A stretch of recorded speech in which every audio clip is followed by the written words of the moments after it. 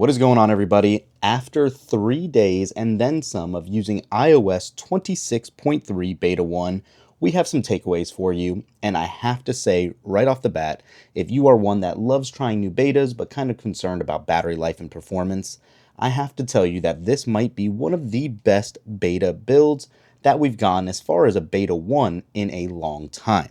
So 26.3 Beta 1 just came out on December 15th. Today is now the 18th. And I am very happy to tell you that it has been very stable and battery life has shockingly been good.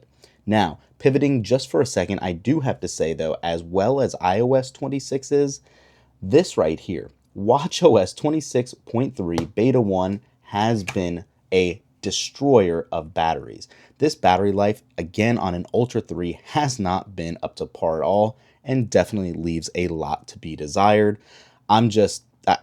If you follow the channel, you know my rants I've had on watchOS recently. It remains here. Battery life isn't even optimized and definitely disappointing. So, like we normally do, we wait a couple days while everything finishes re-indexing on the phone to get a good idea of how it performs.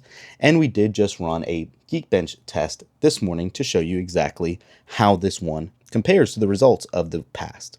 So the single core score is a 3808, multi-core is 9779, and if you actually go into CPU history here, you can see that is on par, if not a little better than the other ones from iOS 26.3, .2 RCs and all that. Those came in at 3090 and 9252, and then we're at 3808 again and 9779. So definitely nice to see there. Just operating on a day-to-day, just kind of scrolling around. Let's go to stocks like we normally do. Everything has been very smooth, very quick, and I am very happy again with this build. While there are not a ton of new features here, there are a couple slight changes, specific when you go to transfer and reset your phone that everyone's talking about, and that is the new option down here, transfer to Android. We didn't talk too much about this. I didn't see the massive need to speak about it, but here it is. If you guys are interested, now Apple has made it easier to transfer data to Android devices from iOS. This is in regards to some pressure from anti-competitive natures. This is a correlation and collaboration between Google and Apple here, so to try to avoid any sort of other issues that might have happened. So beyond that, though, like I said, no new splash screens really, nothing else massively going on in this build. As far as what to look forward to, this is something I really want to talk about. Since next week, actually a week from today, as crazy as that is Christmas. Beta 1 is what we are going to be stuck on for a little while now, until at least the first week in January. So that means no update on the 22nd, no update on the 29th, and the first update of Beta 2 should be coming on January 5th. Now, we will be at CES this year, so we might not actually be able to do a video on that, just depending on timelines and our schedule, but I will post something at least letting you guys know it is out, and the 5th will be the first day again for that second beta.